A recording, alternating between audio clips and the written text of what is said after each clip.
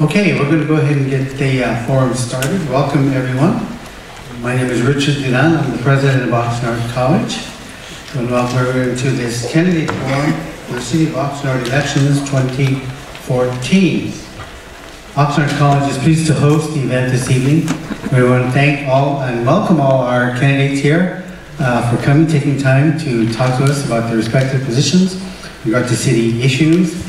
Thank you, students, for coming out and participating in the democratic process. This is one of the processes that our country is known for around the world. I'm glad to see some of our students participating and community members as well. This auditorium should be full, but this is also reflective of, I'm afraid, the state of our democracy, where citizens don't seem to participate. I think we have one of the lowest participation rates in voting this year that has been expected for quite some time. Of course, this is off-year elections, and so there's a lot of factors that participate. So those of you who are here tonight, I want to thank you for taking time to come and listen. The candidates up here are the ones that will be making decisions that will affect your everyday life in the city of Oxnard. And so it's important that you listen to what they have to say, what they have to offer, and what they want to do for the city of Oxnard. So again, welcome candidates, welcome students and community members who are here. I also want to express my thanks to Associated Student Government. The Association of Government Campus is the one that really provided this initiative to have this forum this evening. So I want to thank them for their leadership. They've been very active this year on our campus and really supporting a number of activities on our campus. So without further ado, I'd like to introduce to you the President of the Association of Government, President Elibet Valencia.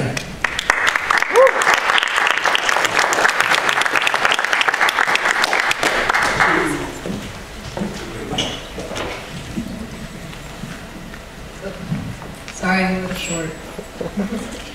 Hello everybody, thank you guys for coming. I'd like to thank Dr. Duran for coming here and saying those words. This is an event that's not very typical for students to actually be involved in this type of democracy, this involvement. So thank you guys, every single one of you who came out here today. You can be the voice for everybody around you. Let them know what the information is that the candidates today are going to rely on us. So first, I'd like to just read out the program. We're a little behind, but that's okay. We're on task. There will be the City Council's introduction first. The councils, you will have 1 minute each. Then is general questions, that will be 2 minutes each. Audience Q&A, that's 1 minute each. Then kind of closing for 1 minute. Then we have we were scheduled for a break, but we will not do that. We'll have continue flowing through. But if you guys do feel like you need to take a break, take a breather, go to the restroom, feel free to do that. But we'll continue on so into the mayoral candidate section. Okay? I'd like to give a big, big thanks for everybody who helped us set up. There were students who helped us do this, promoting every day the past week and a half, so thank you guys. And I'd like to read off as well the ASG individuals, the ASG board from 2014, 2015, who every single one of them helped out with this. They're here present, the majority of them, making this happen. So first I'd like to thank Advisor Linda Webb. Thank you. That's our advisor right there. Thank you. Myself, I'm President Elibet Valencia, Vice President John Del Rosario. He's not here? Okay, he's outside. Thank you. Secretary Tunela Camarota, Treasurer Melissa Tellez, Public Relations Officer Hugo Avila, he's here. Senate Chair Noe Ortiz, Senator 1 Abel Quintela, Senator 2 Victor Arredondo, Senator 3 Alessandro Neri, Senator 4 Regina Cardona, Senator 5 Giovanni Reyes, Senator 6 Autumn Kelly, Senator 7 Jaden Gaines, and Honorable Josue Josh Reese, who is the chair of this event that we actually managed to pull off in short notice because ASG this semester really pulling through together the test trial semester out of the year. So thank you guys for coming here today. We really welcome you guys. So we hope you guys have a good time, get informed. And just for the students who are here for extra credit, we have extra credit sheets to take to your professors who will be given extra credit. Come up to me after the event. I will give them this out. I'd like to introduce our moderator for the night, Ms. Debbie DeRye.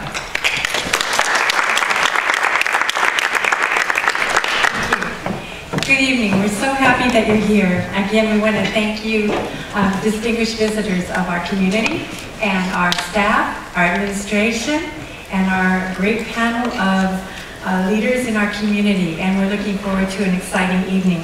Before we get started, I just want to take a moment and commend our student government here at Oxnard College.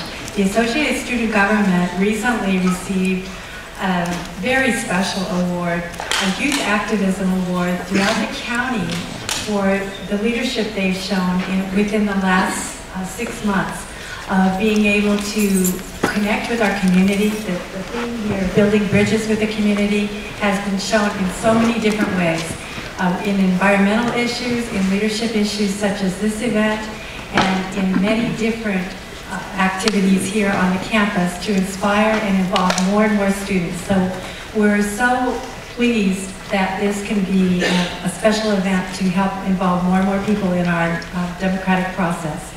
And without further ado, I would like to begin our questioning. What we would like to do first, as we said, is begin with introductions. And we're going to use the process from my immediate left and then move down the line.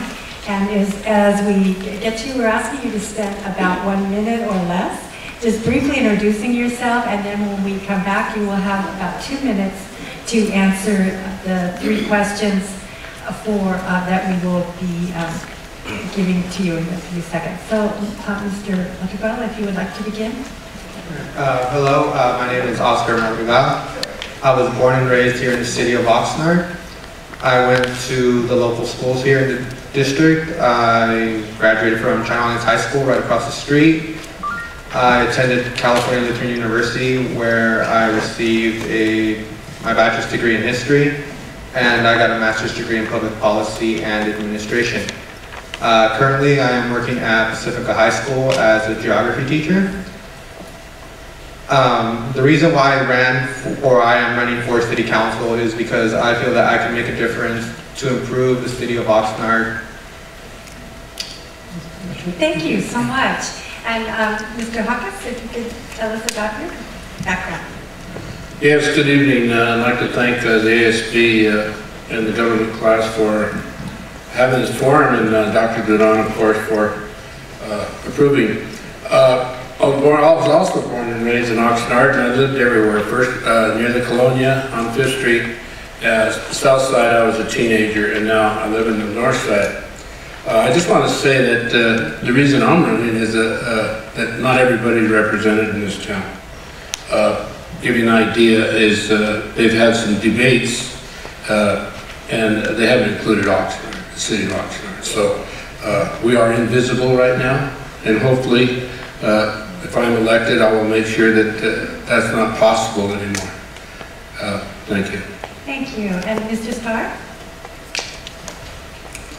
Yes, thank you. My name is Aaron Starr. I'm a certified public accountant. I work as the controller of Haas Automation. We're a big employer here in town. This city has issues. It's very difficult today for a small or medium-sized business to get a permit at City Hall and open up. That needs to be fixed. Those are jobs that are not being created here, and hopefully those businesses can be brought here to bring jobs. And frankly, you're the target for a big employee. Secondly, we have crime quite a bit in this city. It's up 22% year over year according to FBI statistics. Homicide rates are up 67%. That's not acceptable. Thirdly, our streets in many parts of the city are like a third world country. You've got sometimes more potholes in each street. And there's just a complete lack of focus on the basics here at City Hall. So I'm really a back to basics candidate. I want to focus on what's important, get the basics done, and not be involved with everything in the world like we see today. Thank you. Thank you. Mr. Carrillo? Good evening. My name is Bert Carrillo. First, I would very much like to thank the Oxnard College Associated Student Government for putting this presentation on. The events involved, and I must tell you, it's the first time I've ever been to one of these events where they actually fed you before you came. So thank you very much. I, as a child, came to this area when I was 8 years old. I've lived here since 1959 in the Oxnard area. My background in family is farming. I'm employed as a United States Postal Carrier. I work out in the Santa Paula area. I got involved in paying attention to the city of Oxnard in 1988 at my wife's insistence. The both of us got involved because there were concerns in our neighborhood.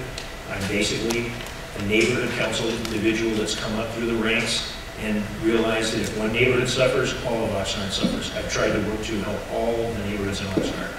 I've been elected to chair of all the neighborhoods in Oxnard in 2009. I was fortunate enough to be elected on the Oxnard City Council in a special election in June of 13, and I believe that everyone in the city of Oxnard should have an equal place at the table. If you're not at the table, you're on the menu. What that means is what you do not participate in, you lose. And I appreciate your support. Looking forward to this event again. Thank you very much for putting this facility, not this event on. Thank you. Ms. Lincoln? Yes. Thank you very much for having us tonight. We really appreciate it. This is a very beautiful auditorium. My name is Linda Lindeman, and I am a native of California. I've always lived in Southern California. I did move from Orange County up to Oxnard 15 years ago to be closer to family members. My background is that I retired from corporate America. My last corporate America job that I had was an inside sales manager for a manufacturing company. And I have a AA degree as well as a BA degree, and I graduated with honors. So I too wanted to run this time because I've seen there's been quite a few problems in the past 4 or 5 years with our city, and I hope to make a difference. I have the time and I have the desire to make a difference, and I'm willing to work very hard. Thank you. Ms. Ramirez? It's on. Good afternoon. Buenas tardes. My name is Carmen Ramirez. I'm your city council person right now. I want to continue. I'm seeking your vote. I have a track record, a history of serving our community. For the last 30 years, I've been a community service attorney. I know the city. I've represented farm workers, disabled people, students with special needs, discipline problems, consumers. I've taught consumer law at Ventura College of Law. I have a track record. Please check out my website, Carmen for Oxnard. I want to continue serving. The last time I was speaking here, I was speaking on behalf of you students to retain programs that were going to be cut by the trustees because of budget cuts. We were able to save some. I want to continue doing that, working in partnership with all of the educational institutions to help you lead a productive and happy life, a well-educated life, and I believe the city has something to do with that, so I would appreciate your support. Thank you very much. And finally, Mr. Steve Woodward is not here this evening, but he has a spokesperson, Charlie Kistner, who is going to read his introductory remarks for us. First of all, thank you very much for coming. Good evening. Again, Steve could not make it tonight, but he felt it was very important to let you know about his campaign because this election is important to your future. Steve Huber is running for City Council because he loves Oxnard and wants to make Oxnard a great city for all of us to live, play, and work. He's been actively involved in the community through his Neighborhood Watch program as well as a planning commissioner for the past 3 years. Steve has many years' experience in leadership, team building, and management, budget management, and he will use these skills to return functionality to City Hall and get our city working again. Steve believes deeply in public safety, and he feels that to have a safe city, you have to support your police officers. He's concerned with the infrastructure, not just the roads, but also as he toured the operating plants, he noticed a number of concerns that need to be prioritized. And Steve wants to ensure that we have a responsible budget with healthy reserves for your future. Thank you very much. And this concludes the introductory portion of our evening with the City Council candidates. And for the next phase, we are going to have 3 questions that we ask that have been prepared in advance. And for those, what we will be doing is asking each candidate to respond in a 2-minute time period. And what we'll do is we'll begin with Mr. Madrigal, and then the next round of questions will begin with Mr. Hawkes, and the next round after that we will begin with Mr. Starr, just so that there's a little bit of rotation. And then we'll do our best to continue that rotation as questions from the audience come in. So the first question for all of you, so that you may hear it, is what will be some of your priorities if elected or re-elected into our city council? Okay, thank you. If elected to city council, one of the priorities I do have is that the city needs to focus more on smart growth. What this means is that we need to make things accessible to all of our residents here in the city of Oxnard. We need to stop being so dependent on vehicles and find other forms of transportation. This includes improving our public transportation, buses, making it more accessible to ride a bicycle through the city of Oxnard, or even have a nice walk and go to a local market. Also, we need to focus on our streets, as previously stated. Some of our streets need a lot of improvement. And lastly, we need to focus more on our youth. If we focus more on our youth and put more money into our youth, this will in turn, long-term, improve the safety of the city, and it will lower the crime rate of the city of Oxnard. Thank you. Mr. Hawkins? Yes, I started out with, when I first started the campaign, with the streets and getting the streets paved and so forth, but I kind of rolled over to the water area. This city here has spent $160 million of our dollars and has not, and the idea of that is a treatment plant out here that was supposed to clean the water and the wastewater going out and clean it up and put it back in the system so we can use it. They haven't cleaned a gallon of water. And so that kind of led me to the idea of money. They seem to be taking our money and they don't tell us about it, and they don't do what they say they were going to do with it. Other things are involved there too, but the whole idea, my number one priority now is let's talk about the resources. That's the money that we take from everybody and give the resources and services for you. Water being one thing. Can you imagine if we didn't have any water? Thank you. Okay, Mr. Starr? We have 2 minutes for this, right? Yes, you have 2 minutes. Thank you. Mr. Starr, before you begin, I just wanted to clarify that Mr. Francisco Ferrara is in the center row with the white shirt, and he is holding up some cards with time for all of you to notice. When he holds up the green card, it indicates that you have 30 seconds left. When he holds up the pink card, it indicates you have 10 seconds left. Okay, thank you. It's really difficult for small and medium-sized businesses to move into this town. You just can't get a permit done at City Hall. People are delayed for months to the point where they want to go somewhere else, not here. And that's a problem. Basically, most of you out here at some point in the future, you're going to be employed by a small business or you're going to start a small business. And hopefully you start a small business because I think you get some of the most success in your life by doing that. I think that other priorities are public safety. We clearly have issues with our police department today. And our streets are in really bad need of repair. And all these problems here are symptoms of an underlying problem at City Hall. An underlying problem at City Hall is that we try to do too many things. Think about your life. You're probably pretty good at something, but you're not good every day. You might be a great writer, but you'd be, not a really good engineer, let's say. Or you might be a good accountant, but you wouldn't be good at sports. We're all good at something, but we're not good at everything. It's the same thing with businesses. Our business, that business I work for, we make large industrial machines. We couldn't run a chain of restaurants to save our life. It's not our forte. Cities are no different. Cities need to focus on what they're best at. And in our case, what our city is best at, or rather what it ought to be best at, is policing and maintaining the roads and infrastructure.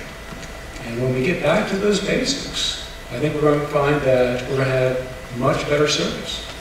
And all the other services that we have to ask ourselves a basic question. Number one, is it our responsibility? And number two, if it is our responsibility, who's the best person to actually do this job? Sometimes it's not inside our own city. Sometimes you have to go outside. So I'm about getting more services at less cost by finding the best people who can do the job. Thank you. Thank you. Mr. Perello?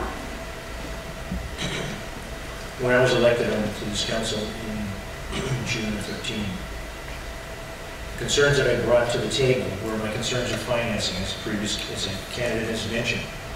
You can promise everybody anything under the sun. If you don't have the money to do it, you are basically lying to them.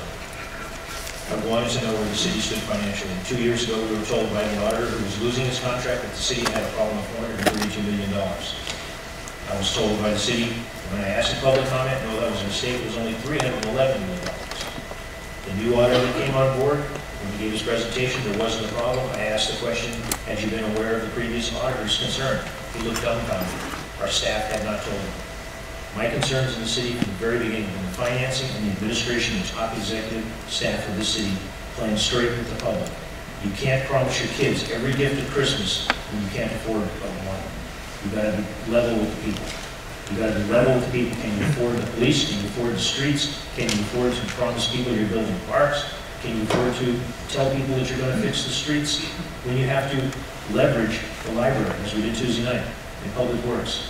The city is $500 million in debt. How much further can we go? I'm basically a liberal person, but when you're fooling with somebody else's money, you cannot lie. You have to tell the truth. And as of Monday night, when I asked the city manager, our brand new city manager that I was involved in, bringing him to the table, I questioned his contract. But when I asked, when will we get a straight answer, I'm told in February. When the individual came on board from June to now, I would assume that he should be able to give us an answer where we stand financially. We'll have to wait till February, till after the election. But I hope all of you, no matter whatever the turnout of the election, you pay attention to that. You show up and you ask questions. Because if I tell you I can fix the street in front of your house, fix the sidewalks that are screwed up in front of your house, and I don't have the money, I'm basically lying to you. Right now, that's the position as a councilman I've been put in. Thank you. Thank you. Ms. Lindemann? Yes. Well, as a city, we've been working more or less as a reactive to the different situations, and we need to be more proactive. So I believe that we need a 5-year plan, and we need to look at the different programs that are in place right now and what needs to be eliminated, or maybe money needs to go to different areas than what it's going to now. Budget, of course, is a very top priority. Also, the water program is at the top of the list. We're all kind of, we're in a 100-year drought, and we need water, and so we need to look at the different resources for that. But we need to work together. I'm hoping that with the new city manager that we have, that we're going to get back on track. And I encourage all of you to come to the city hall meetings, or at least view them on the television or on the computer. So anyway, thank you. Thank you. Ms. Ramirez? Thank you. You know, we're going to hear a lot of simple answers to very complex solutions from my colleagues up here, and I encourage you to look into some of these answers more than just taking the soundbite: water, streets, etc. And we could talk for hours about these issues. There are no simple answers. One of the answers, though, is for you to get involved in helping the city make decisions. When I came on council in 2010, our city had just gone through a crisis of, let's just call it corruption. We had a grand jury investigation, a DA investigation, and a lot of those issues had to do with people not really paying attention to what city government was doing. We're still dealing with the aftermath of that. Those of us there now, all of us, all 5 council members, are working through that, and we're working very hard. One of the things we've done is we've hired a new city manager who's reorganizing the city. We are going to have more transparency about how we spend our tax dollars. Maybe some of you vote, maybe some of you don't, but all of you are taxpayers. You pay taxes when you pay your tuition. Here, there's tax involved. I think we need more people to get involved in city decisions. I knock on doors looking for votes in this election, and many people are telling me they're not registered to vote. Now, if you can't vote, I understand. But if in fact you can and you don't, you're letting your family and your neighbors down, because you are letting other people vote for you. And they won't always vote in your interest. So my priorities are getting first people more involved in the things we do in the city, into favoritism for either any individual business or neighborhood, fair treatment for everybody, and then we go from there to improve the city from top to bottom. Thank you very much. And just for the audience's clarification, Mr. Kistner, who is representing Steve Huber, is not going to answer these individual questions, but will respond in the closing up portion of this ceremony. In addition, I'd like to announce that Mr. Ruiz, Joshua Ruiz, who is standing over there on the side, is distributing index cards for you in the audience to be able to write questions. And after we finish having the candidates respond to the next 2 questions, there will be ample time for you in the audience to be able to ask individual questions of the candidates. So please feel free to write your questions while we are answering this next round, and we will be forwarding those questions at the conclusion of these next 2 questions.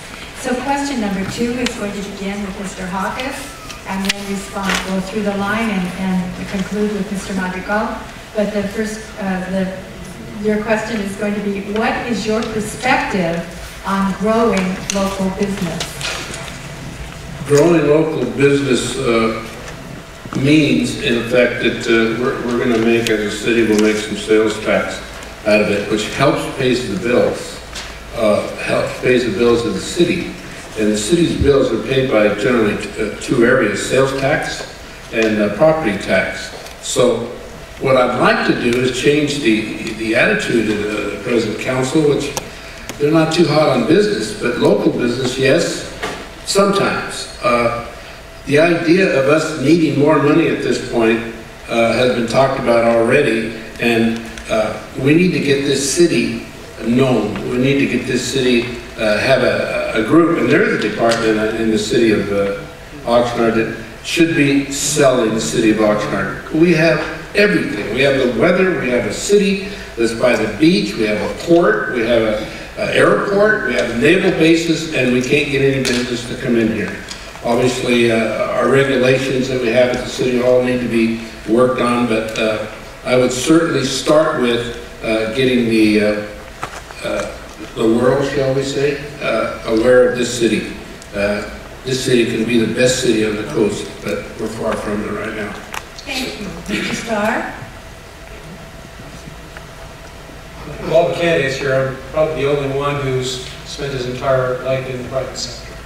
So I do understand business, I understand small business. Our biggest problem at City Hall is that we're the problem. We're the ones that actually keep small businesses from coming here. And we have rules that make no sense. Let me give you an example. There's a restaurant on the corner of Oxnard and 6th Street called Eldorado's. I'm sure some of you have been there. A small restaurant, has about, maybe you can see about 50 people. I was talking to the owner there. He's got this little dance floor, maybe 10 foot by 10 foot. But you can't dance there. Why? Because the city requires a $4,000 dancing permit. $4,000 to dance. That's nuts. The restaurants in downtown, a lot of them would like to be open later at night, but they need special permission to do so. That's crazy. That's why a lot of you go to downtown Ventura. It's more fun at night there. We have more restaurants out there, there's things to do. In Oxnard, we close up shop early. We hurt ourselves. Do you know about the little shopping center? The state of California requires that we have public works of art. Leaving aside the First Amendment issues that I have with that, and I don't think you should tell people what art that they should express themselves with art, but leaving that aside, the city also wants to review your art, and they charge you a hefty fee for that. And that fee is $1,154.36, I think, for each piece of art. So if you got 10 little whale sculptures and a little shopping center, they're going to charge you about $11,000. So they can look at it and say, yeah, that's art. That's nuts. We are the problem. If we want more businesses to come to town, we need to open up our doors, let them come in. They want to come here. They have all the incentive in the world to make a profit. We just have to get out of the... Thank you. Mr. Perillo? I appreciate the opportunity for this question. I'll take it 2 ways. I serve as a representative for the city on economic development for Oxnard. It's a group composed mostly of business people. And this is an issue with the business people that are on that group, and the president of your college is also on that group. And the business people, they continually bring up... Sorry, please close up your microphone a little bit. Thank you.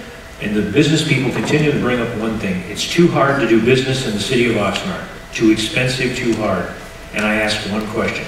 Which of the rules with respect to business do you want to eliminate? Which of the rules? Are they the environmental rules? Are they the rules with respect to the cost of the permits? And I don't get a specific answer. But the rules can be adjusted. The state rules, I don't think we should be involved trying to overturn environmental issues. I live in Oxnard because I chose to live in Oxnard. Businesses that want to relocate to Oxnard have every right to. But when the owners don't live in Oxnard and they want to take advantage of Oxnard, and how, this is the second part, how do you take advantage of the city of Oxnard? When developers and projects have come into Oxnard and not paid their fair share, and the expenses and the cost to consider the improvements for the street, the sewers, the infrastructure, supplies for services, public safety, have not been proportionately paid for by those businesses, the new businesses that would come in, and the existing residents, your families, are picking up the tab for those fees. The process has to be straightened out. It has to be more transparent, and it has to be fair. Currently, I think there's a terrific issue with fairness. We cannot give a break to a specific instance, company, and I'll use an example. One major company came into Oxnard, Fry's, tremendously successful. You've probably all been there. I've been there. But Fry's was given tremendous tax incentives to come into Oxnard. In the process, Fry's has become successful, but they've also driven other businesses that were in Oxnard out. They drove them out of business. Is that what we want for Oxnard? If we do, we will end up working ourselves spiraling to the bottom. We will be a store, we will be a city of 99-cent stores and thrift stores. I don't think that's what Oxnard wants. I don't think that they want to give up the quality of life that there is involved in living in this community. Because it's one of the things, what does this community have to offer? The beaches, the weather. The biggest thing this community has to offer is the people that live here. Thank you. Thank you. Ms. Lindemann?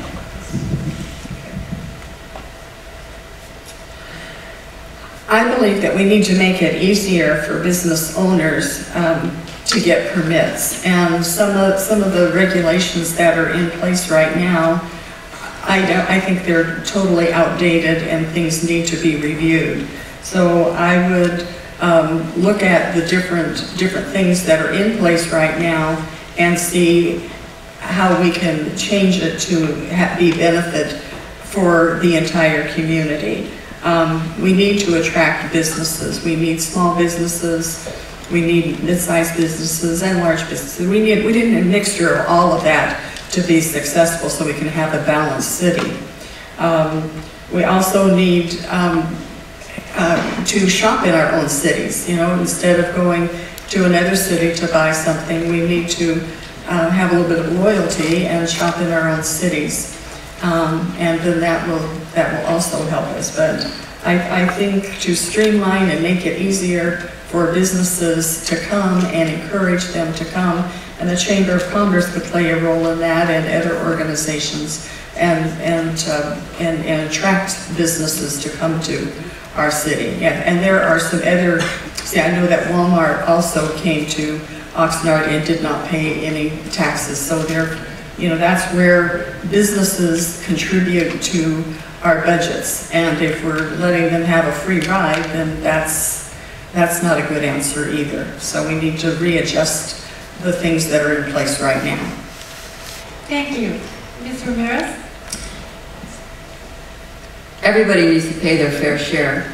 And we do have rules, and I agree that we should enhance some of them and streamline them. But if we didn't have rules, anybody could decide they're going to build a 7-Eleven next door to you, or an incinerator or something else. So we have rules to protect the residents and the businesses who are in our city already. The fastest growing sector for businesses anywhere is small business, and in our area it's Latino business, it's immigrants.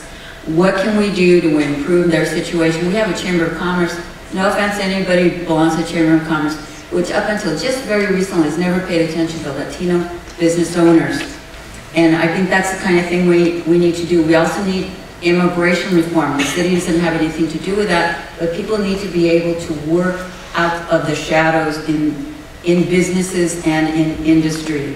What we also need to do is to make sure that you folks who are studying get the right skills so we can attract businesses that are cleaner, that are better, that pay better, rather than some of the dirty industries that we've been stuck with in our city. Agriculture is great, it's important, we all need to eat, but we know that people don't get paid very well in those businesses. So we need to figure out how to enhance our economic opportunities through you, first of all, and then help businesses get through the process. Up until very recently, our city, and I voted against this, our city was giving money to a local institution called EDCO to help them get businesses through the city process. That is ridiculous. I voted against it. It's taken a while, but finally they're on the right path, I think. So much more we could say. Please understand there's not going to be any really simple answers that are going to work here. So look into it further. Thank you so much. Mr. Madrigal? I believe that local businesses are vital to the growth of the economy here in the city of Oxnard. Local businesses truly are the backbone of the city because local businesses put that money back into our city as opposed to big business which take a huge profit and then leave the city with little to no money back into the city. However, as the city does need to help local businesses improve, you need to help them out because long term, it's going to help out not only them, but it's going to help us out as a city as a whole. Thank you. Thank you so much. And we're going to be moving on to question 3, but I just want to remind the audience that both Mr. Ruiz, Josh, and Melissa Tejas and Annabeth Valencia are moving around to help you be able to respond or be able to take your questions so that our panel may respond to them. The next question is going to begin with Mr. Starr, and it's a 2-part question. The first part is going to be, what is one thing you believe Oxnard needs more of? And the follow-up part to that is, what is one thing Oxnard needs less of? It's a tough question. For me, I think you need to be able to have more control over your own life. When I think about the city, about government in general, we tend to overrun your life. And I don't think we're really doing that. I don't think we can run your life as well as you can run your own life. So to the extent possible, I want to have less government in your life. I want to be there, have government there only to protect you from others, and others protect them from you. But really have the basics down. I think that what we need is an environment with more freedom, where people can reach their potential, where people can open up businesses, where people can experiment with their own lives, as long as they're not harming anybody else. What we need a lot less of is we need, a lot fewer potholes, that's for sure. I think that we need to focus on the basics, and we fail to do that here in our city. Let's focus on the basics, just have government servants. The basic purpose is protecting you from me from you, allow you to blossom, reach your potential, and just provide the basic infrastructure that makes it all possible. Thank you. Mr. Perello? One thing that I believe Oxnard needs is they need honesty with respect to the finances of the city of Oxnard and with respect to that. If the people feel they're getting an honest answer, they'll trust the city of Oxnard. Right now, when I walk the streets, there's not a lot of trust in the city of Oxnard. The honesty leads to trust and leads to positive movement in the city of Oxnard. The thing that I believe the city needs less of, they need less false promises. The city has promised too much to too many, and they are associated with a movement in a direction that changes direction. And by doing that, continually changing directions, you do 3 things. You lose the money that you've invested, you lose the time that you've invested, and you lose the opportunity to make a positive movement. Thank you. Thank you. Ms. Lindeman? We need better organization and better planning. We need to plan out our city. We need to look at it, we're an agriculture community, and we need to preserve that. But then there's businesses that need attention, and we need down at City Hall, we need a plan, and we need to stick to it, and we need everybody kind of working together as one in order to accomplish the different goals. And we need input from the community to see what are your thoughts, what do you want? And you know, your input is very, very valuable. And we need I think we need less taxes. I was not in favor of the Measure O money, but I know that they have used that, and I know that the city and the state, we have been through a recession, and that there's many different issues that come into play, but I don't want to see more taxes. I want to see a better streamlined budget. Thank you. Mr. Ramirez? I'd like to tone this up so I can stay on point here. Today I was at a hearing for a company that has violated their conditional use permit, injecting oil field waste into our local agricultural land. And that tells me we need, I'm going to start the other way. What do we need more of? We need more respect. I led the ban that all of my colleagues on council supported to stop a fourth power plant from coming to the Oxnard coast. What other city in California and the coast has to put up with not just 1 or 2 or 3, but 4 power plants? We need the powers that be and the people themselves and the businesses to respect the people of Oxnard with environmental justice, with fair wages and fair treatment. So we need respect. We need also less of disrespect to each other. Do you know our city has 5,000 calls this last year for domestic violence? Now you and I, we can all do something about that. That happens in our homes, our families, our neighborhoods. And all of the other things that were mentioned, yes, those are good points. We need to start at the home and the family. Don't let people bully you. Don't be a bully yourself. And that is the beginning of a healthy community.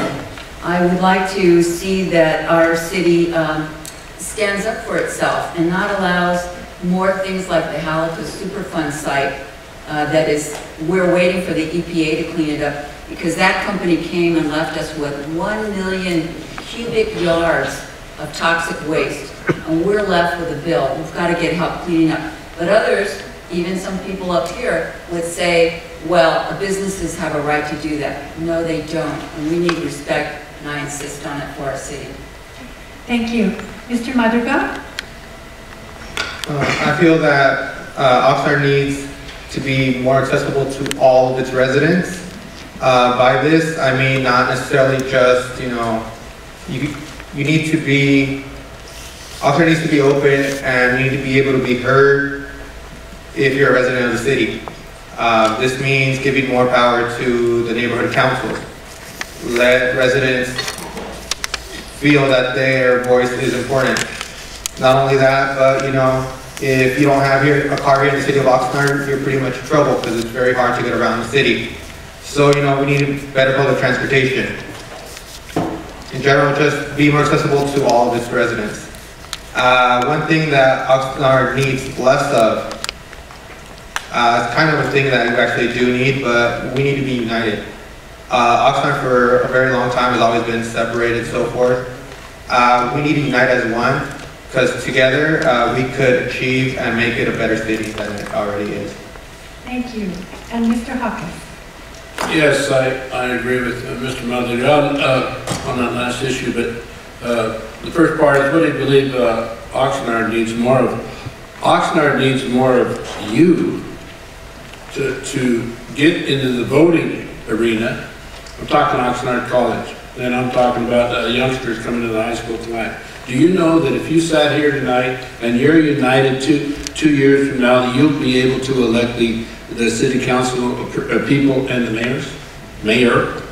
If you were to get together and you get your 3 to 4 million votes that you could get out of here, you would be a political force. And in 2 years from now, hopefully, I'll help you with that. I'm talking about having the same issue or the same forum with everything filled out here with people outside, people from the state that are running for state offices, national offices, because you would be a force, because you have the political goal. You have the votes. All you have to do with all the questions we have tonight, and what we're telling you, whether you're elected or not, you would be able to make the decision with your votes. Please, please, if I say anything tonight, remember that you are very, very important for one big thing. A lot of other things, because you're one me now, but things like that, is because when you get the vote going and you get it going in one direction that you want to do, you'll be almost the most powerful political group in the city. Thank you. Thank you. And now I think we have an announcement from our student body president and treasurer. Okay, thank you everybody who submitted a question. This is the way we will do it. We have a lot in here and we'll be picking out random. Is there anybody else who would like to put some in here? We only have time for 3 questions and each question has a 1-minute answer to that. Anybody else has a question?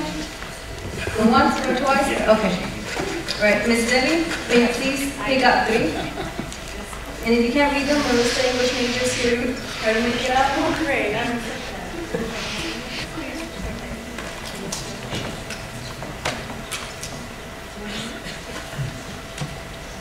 How do you get the city manager to hold employees accountable when they come to present before city council and are not prepared or misleading information?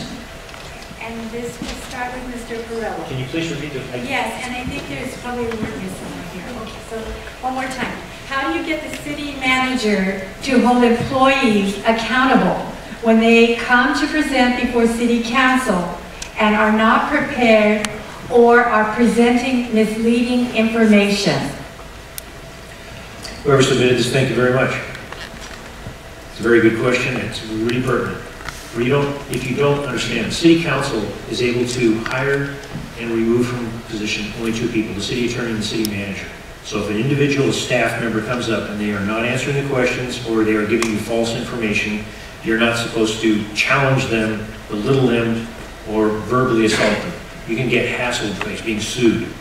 You go after the city manager. His staff is speaking for him. If he doesn't have his staff correct, but you also have to have the guts to do that. You have to do it in public. You have to do it in public. This behind-the-scenes stuff of talking to them on Monday night before a city council meeting and hoping they take care of it on Tuesday night, I've learned real quick doesn't work. We're hoping that with the new city manager it'll be different. But you have to hold them accountable. And the way you hold them accountable, you got to do your homework. If you haven't done your homework, the person will tell you whatever it is they tell you, you're not aware, you have to believe them. Trust is something you earn. You don't give trust. Okay. You don't. Oh, I'm sorry to interrupt you, but thank you. Thank you. And Ms. Lindemann? Yes. Well, there is a certain protocol, as my fellow candidate said, that the only people that the city council can do is to confront the city manager and the attorney. The staff then reports to the city manager, so there's kind of a protocol that has to go through. But I know that I've been sitting in on all of the city council meetings, and the community comes and they voice their opinions. And there usually it's always supposed to be half an hour, and they normally give them an hour. And that is the time that if you have an issue with the different employees and the different staff, that would probably be a good time to go and voice your opinion at that particular time. And have examples. Just don't say, I don't like this person, but what did they do? What are the incidences? And how do you think that they can do better? Because we either are going to be part of the solution or we're going to be part of the problem. Okay, thank you so much. And Ms. Ramirez? Is that 1 minute? Yes. It's just 1 minute. I'm Okay. so sorry to clarify for all of you. 1 minute. That's great. Okay. Up until we had a new city manager, I think it was a very frustrating experience because, as has been mentioned, the city council members, including the mayor, have only the ability to challenge the city manager or the city attorney. And up until just a few weeks ago, we had an interim city manager. Before that, we had a city manager who is still suing the city for allegations of misconduct by the mayor and other people, former mayor. So we're still embroiled in that because things don't get resolved quickly. But I will say this, we have seen under our new city manager immediate results, which I had not seen before. And I'll give you an example. Olive Street in El Rio has got lights, and it only took 2 weeks from the time that people demanded it till the time that they were starting to be put in. We're seeing results right now. Thank you. Mr. Madrigal? Like as previously stated, the council is really only has power over the city manager. However, it could become a cycle. Well, us, the residents of the city of Oxnard, elect council. Therefore, the council makes the city manager accountable for their action, for the actions of the staff. So, in fact, if you feel that the staff is doing a bad job, let your council people know. If you feel that they're not doing enough, then elect new people into council. Thank you. Thank you, Mr. Hawkins? Yes, I was a school board member for 12 years, and we went through this many times. It's a difficult situation, and you need some experience to know how to get through it without them suing you, losing a lot of money that we have to pay out of our pockets. And as far as the city is concerned about the new city manager, I met with him. I think he's going to do very well. However, a question is that for 2 years, our present incumbents didn't hire a city manager for 2 years. So we had non-leadership in this city for 2 years, and hopefully this new city manager will do well. I think he will. And Mr. Starr? Set standards. Set standards, set clear expectations. Most employees, if you tell them what you expect of them, if you put in well-defined goals, they want to meet those goals. Everyone wants to go home at the end of the day thinking that they hit it out of the park. And the problem is that we haven't really been giving our city staff very much direction. We're not giving standards that are customer-oriented. We're really lacking that at City Hall. I think that if we set the expectations, I think many employees will rise up to the occasion. And for those that don't, well, you go through a process of disciplining them. And you do that through the city manager, and the city manager knows that his job is dependent on having effective employees. And if they don't meet expectations, you tell them that, hey, maybe it's not a match. Maybe you don't belong here working for City Hall. Maybe you belong working elsewhere. So you just have to terminate people at some point. Thank you. We have another question, and this one's going to start with Ms. Lindeman.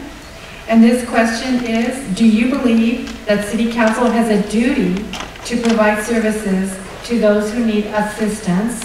And the second part of this is, should government be more concerned with quality of services or the cost of those services? And I'll read it one more time because it's a two-parter. Do you believe that the City Council has a duty to provide services to those who need assistance? And should government be more concerned with the quality of service or the cost of the service? It's 1 minute. Okay. Well, the city council is making a step in the right direction. They're co-working with the city of Ventura for the homeless and to provide assistance to some of the people who are homeless. So that is kind of a step in the right direction. I believe in helping people, getting training and giving them maybe temporary a hand out, but I also want to give people a hand up.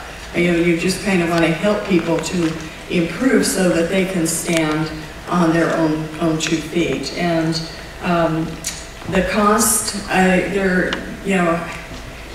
there is a cost always, and we have to look at where in the city budget. I'm hoping with working with the other city that we're going to be able to, we're kind of sharing expenses of staff and that type of thing. Thank you so much.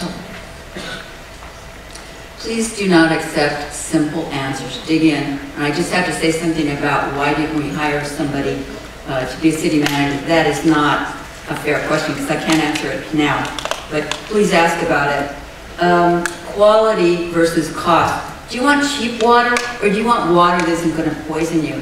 So that is a question that's very difficult to answer just like that. We have to have quality, we have to make it as affordable as possible, and I'm a person who initiated the idea, my colleagues went along with it, to have a lifeline service for seniors paying for their water bill because water bill rates were going up.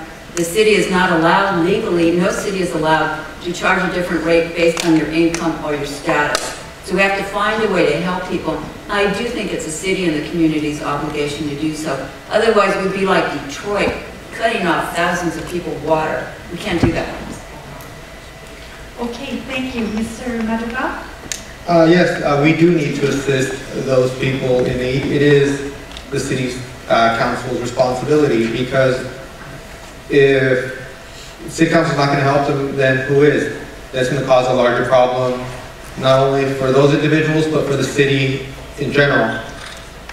As far as quality over cost, if you are wasting money, it's better that you get the best quality. There is no point of doing something cheap at a small cost and then you lose all that money. The city will be better off spending a little bit more and getting better quality for its services. Thank you. Mr. Hawkins?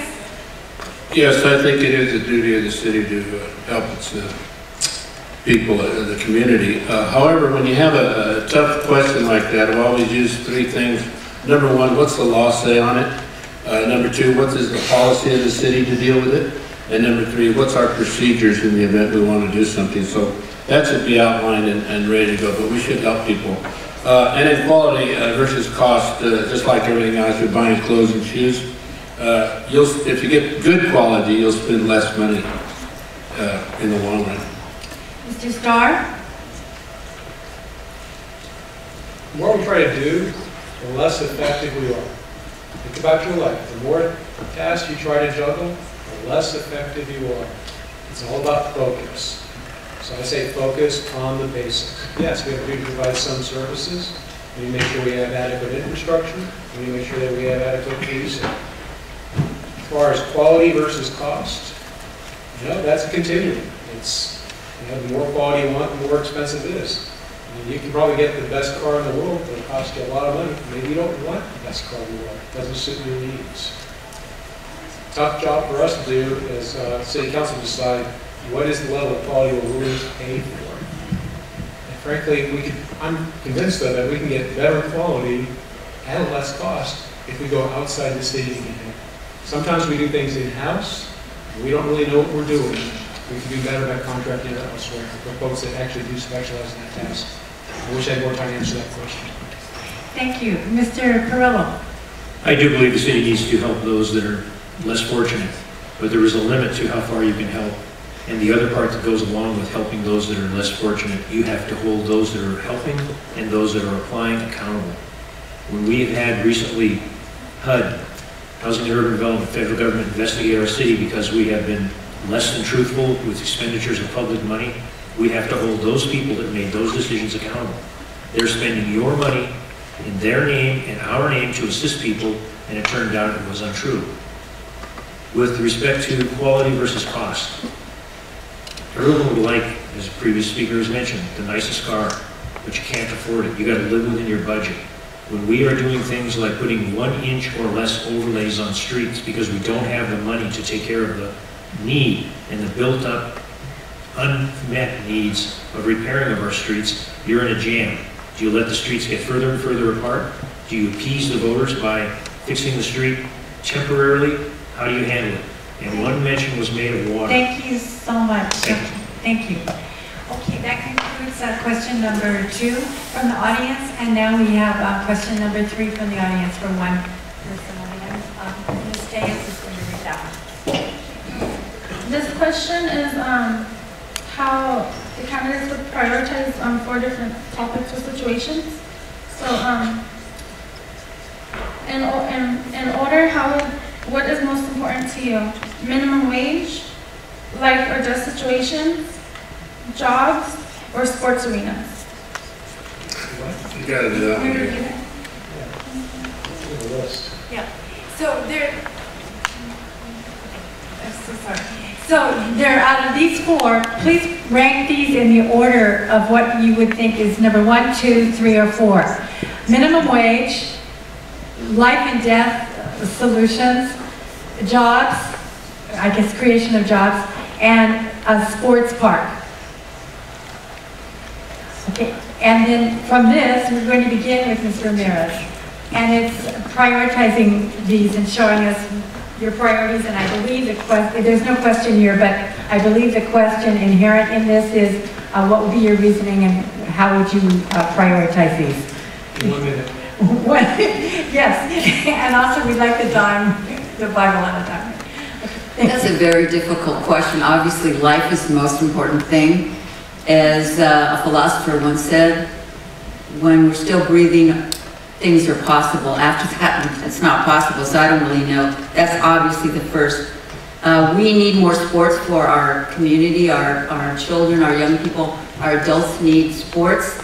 But I do think a wage is more important than that. We have many people living in our city making minimum wage. They work 2 jobs, make minimum wage. Rents are so high, and I'm talking rents because these people cannot afford to buy a home.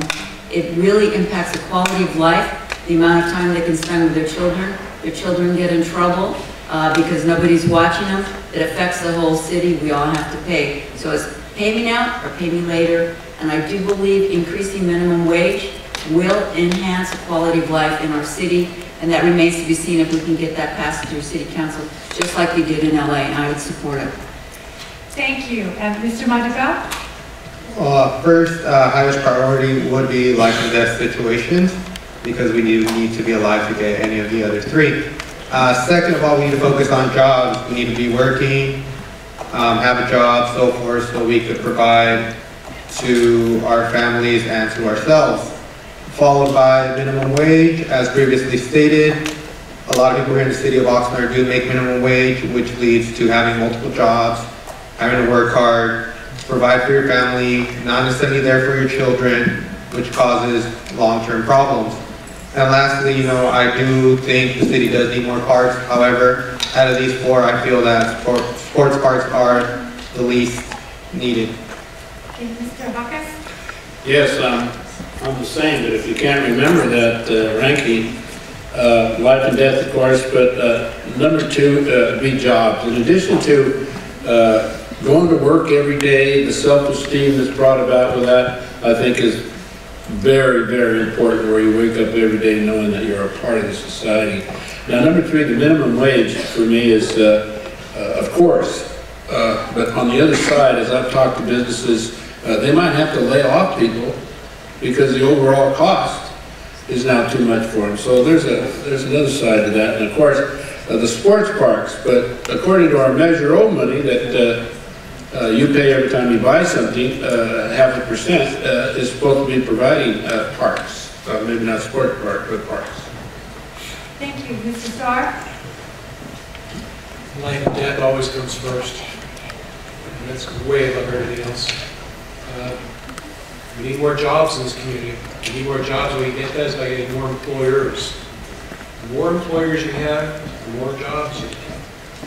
Frankly, that solves your next issue with minimum wage, because you want employers bidding against each other to hire people. If you want to make more money, get them in a bidding war for employees. The problem is there aren't enough employers today. Raising up the minimum wage, I don't think that employs anybody. I think it just makes the people who are least productive wind up being jobless. So I think it's a feel-good thing. I think we like to do minimum wage increases because it makes us feel good. I think it hurts the very people that started it for. Sports parks, I don't know. I think that, to me, it all gets back to the basics. I think we just try to do too many things, and I don't think we'll be effective if we had sports parks on the plan. Thank you. Mr. Perillo? I'd rank it life and death, jobs, minimum wage, and sports parks. Life and death goes, everyone said the same thing. The jobs, you need to have a job. You need to have a job so you can keep food in your stomach, a roof over your head. Provide for you, yourself, yours. The minimum wage would be nice if there were people making enough money to avail themselves of things such as a sports bar. But to prioritize for the city of Oxnard, the life and death issues, we're talking police and fire, the wages, the jobs, we're talking what are you going to incentivize to bring good companies in here.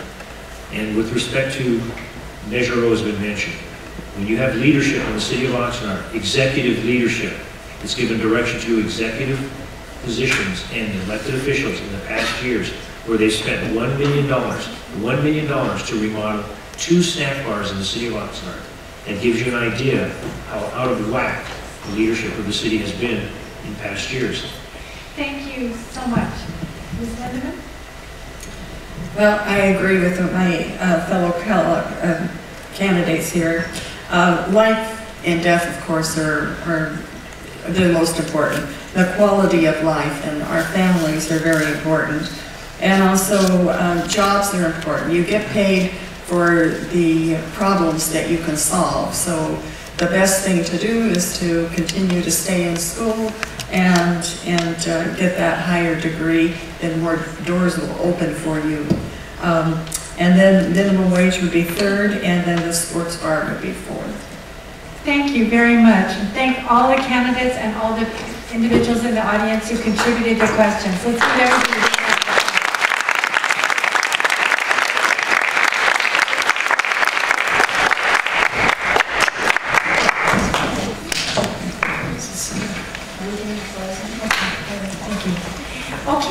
So now it's time for our closing comments, and for that we have 1 minute each. And I don't know, Mr. Kistler, if it's appropriate for you right now to begin. I think that's just fine. Is it all right? Because we'll continue in that same program that we have. So we're going to begin with 1 minute each, and our great person in the audience, who's our timekeeper, will also be signaling you for that time limit. Okay, please begin. This is for Steve Huber. Thank you to Oxnard College for hosting the forum. Steve has been preparing for this job his entire life. His graduation from the academy led to leadership positions in the military and industry that included the command of a Navy ship and a warfare center here at Port Hueneme. That included 1,800 employees and a $600 million annual budget.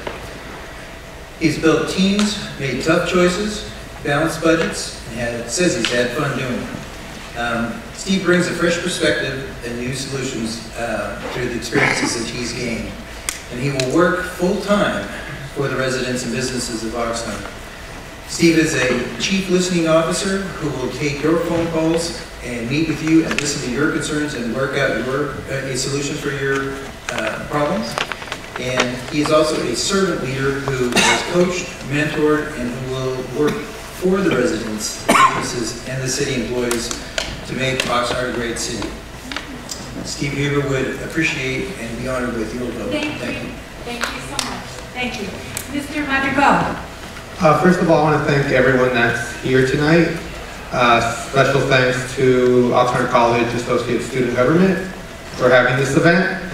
Another special thanks to my 2 sisters who are here, and to Mr. Rodriguez's 8 Bush classes while they stood at the high. Okay. I am asking for your vote because I feel that I can make a difference here in the city of Oxnard. I feel that I bring a different perspective to the city council, and if voted, I'll know where I came from and who got me here, which is you, the people of the city of Oxnard. Thank you. Thank you.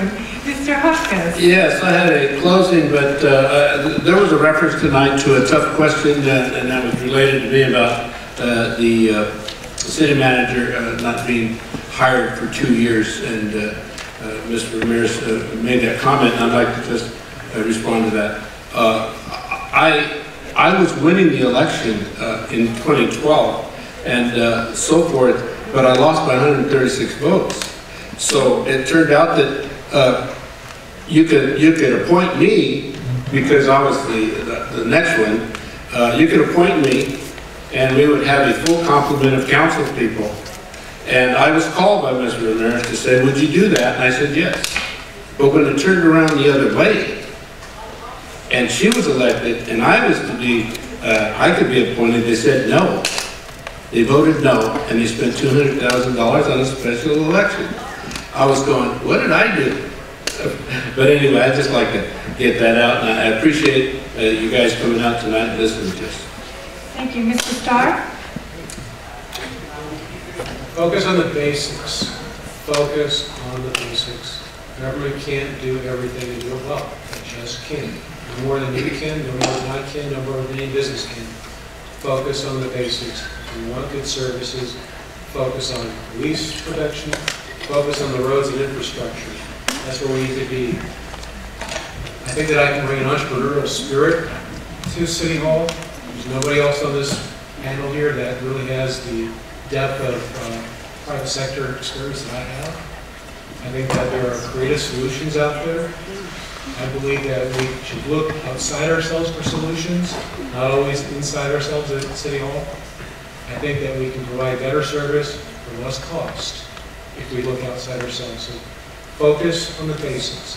Focus on the basics. Focus on the basics. I'd like your help. I'd appreciate your vote. If you want to volunteer, please see me. Thank you. Thank you. Mr. Corello? Number one, I'd like to thank the Oxnard College Associated Student Governments for putting this event on. I'd like to thank the voters and the taxpayers for providing the facility. But the student body government is the one that put this thing on. Thank you very much. I hope the young ones that are from high school, I hope this is not the last time you get involved in these things. You need to get involved. The younger you get involved, the better the position you're going to have and the more you're going to know about what's going on. I was elected in a special election, the election that Mr. Huck has referred to. The issue that I have and that I bring to this council, to this neighborhood, to the council, is the neighborhood experience that I've had. I'm no different than any one of you. I put my pants on just like you do, just like you do. I can appreciate, I'm a working man. I can appreciate the people that work. I can appreciate the sweat, the people that have worked, and the money that they spend to support their government. What I don't appreciate is when they don't get the services. I believe the working men and women deserve better in the city. I believe my track record has done me well in the last few months that I've been on this council. I ask questions. I come from a school of there's no dumb questions. There's a lot of not clear answers, but no second question is wrong. I hope that you can support me. I appreciate again. Thank you very much to the student body for putting this on. Thank you. Ms. Lindemann? Thank you very much for having us tonight. And thank all of you for taking the time out of your busy schedules to come. We really do appreciate that, your interest and support. We all need to work together, and we need to create plans and strategies in order to get the job done and to correct some of the things that need to be taken care of. I would ask for your support. I have the time. I was in corporate America, and now I am retired, but I do work out of my home for businesses. And but I have the time and I have the desire to make a difference, and I would just ask for your support. Thank you. Thank you. And Ms. Ramirez? Thank you. My big message to you is be informed voters if you can vote. And I know some of you aren't quite there yet, but if you can vote, be informed voters. Don't just take a sound clip, look at a pretty sign, look at a pretty face. Be informed and find out what people's track record is. It's not just words, it's deeds, it's community service. I have been the president of El Concilio, I've been the president of the Ventura County Bar Association, involved in many organizations, and I continue to be. I have tremendous endorsements, including police, fire, realtors, the Sierra Club, a lot of labor organizations, and Ventura County Star. I want to continue serving, making our city better, but it takes you to be involved with us so that we're not just up there making decisions on an arbitrary basis. I'm very accessible to you. Ask my husband, he knows I get those calls on Sunday and Friday evening, and I will respond. I want to continue to serve you like I've done for 30 years. Thank you.